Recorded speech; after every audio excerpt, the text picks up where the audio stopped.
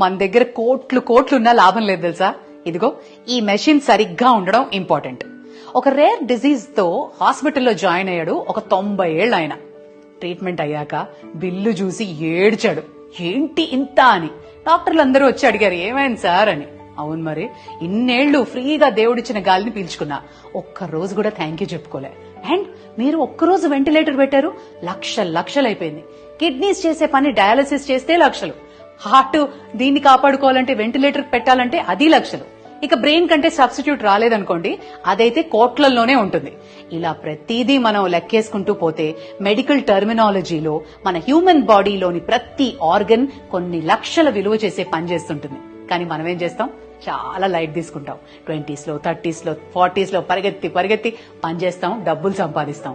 కానీ దీన్నెవ్వరూ చూసుకోవట్లేదే. ఆ తర్వాత ముసలోళ్ళం అయ్యాక సంపాదించిందల్లా డాక్టర్లకి, హాస్పిటల్